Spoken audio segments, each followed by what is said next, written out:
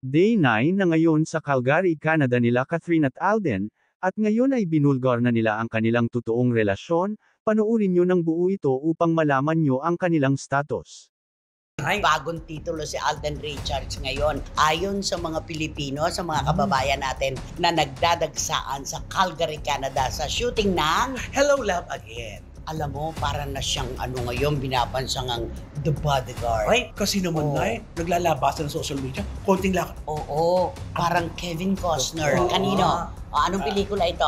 Siyempre The Bodyguard, Kevin Costner at saka Whitney Houston. Ayun, ako alam na alam. Bagyang kibot nga naman ni Catherine. Si Alden ay napaka-maginoo.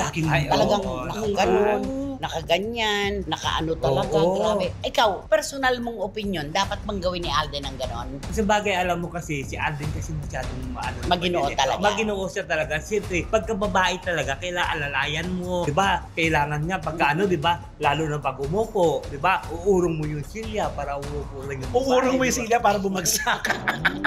Para bumagsak. Pagka sumakay sa kotse, bubuksan mo. Tapos hawakan mo yung kamay.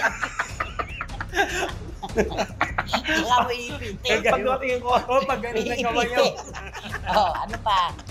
Tapos siyempre pagkalalong na pagka kumain kayo. Ayan. Yun, di ba? Siyempre alalayan mo rin siya. Paano pag-alalay pag kumakain? Siyempre pagka una-una din, siyempre pagka anin mo siya ng mga drinks niya.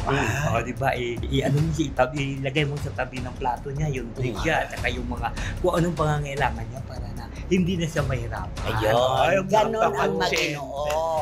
Di ba? Gentleman, ika nga.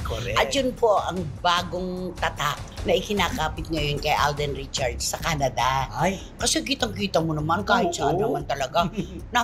Alam mo, swerte ni Catherine, no? Ang marami nga nagsasabi, ang haba-haba ito ng buhok ni Catherine. Asa Winnipeg nga raw ang dulo ng kanyang buhok. Mula Calgary, bumiyahe ng Winnipeg. Ang haba! Diyos ko, ilang pong oras yun. Di ba? At noon, napaka-maginoo din naman po. Tanggapin po natin katotohanan ni Daniel Padilla. Kaya lamang, meron pong interpretasyon na medyo kinulong niya si Catherine. Sumubra ang ano niya. Overprotective naman po siya. Yung kay Alden naman ngayon, talagang protection ng isang manliligaw o karelasyon o ano. Ay, manliligaw na siguro yan. Noon pa naman ang liligaw, di ba? Kaya inaantay na lang po natin i-announce. Kailan kaya? Naku, abangan natin malay mo naman bago matapos ang pelikula. Sa palagay mo, mag-a-announce sila? Palagay ko, ano na lang yun para yung ibig sabihin. What you see is what you get. At saka yung yung sa mga galaw na lang, di ba? Galawan na lang, malalaman mo naman. Ikaw, sa galaw ni Alden at saka ni Catherine, anong nasa isip mo? Kunti na lang. Mga ganun. Kunti na lang daw at Kunting push na lang. Silang dalawa na talaga. Ikaw? Ako gusto kong umasa talaga. Ako, alam ko, bago ipalabas ang pelikula, may pakilig sa buong bansa na magaganap. Wow! Yan ang gusto natin marinig, makita. Kasi ano pa ba hinihintay ng kanyang mga tagahangat? Ano pa ba hanapin natin? Siyempre, yung kung ano na ba sila ngayon. Tama. Diba? At yun talagang malalaman naman po natin yan. Hindi naman siguro nila ipagkakait sa publiko yung kanilang relasyon. Correct. Tsaka sa araw-araw na pagkasama ka, madedevelop at madedevelop. May madedevelop at may madedevelop. At saka after ng shoot, ano ba, kanya ba sila? Siyempre, magkukwentuhan yan. Magbabalitaan. Diba? O kakain sa labas, yung talagang hindi na pagkakaguluhan dahil hindi naman nila i-announce kung saan sila pupunta. Diba yung ganon?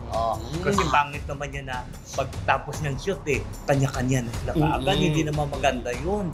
Siyempre pagkatapos ng shoot, sabihin, magkikita tayo doon sa lobby. Pagkatapos ng shot. Diba sabihin, magko-coffee muna tayo. Diba? Pakikausap mo nga si Alden para alam niya kung ano ang gagawin niyang mga hakbang para manalo siya sa puso ni Catherine Bernardo.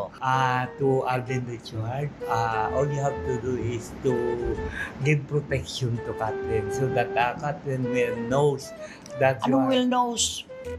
Catherine will knows? So that Catherine knows that he is loving. Anong he is? Babae si Catherine.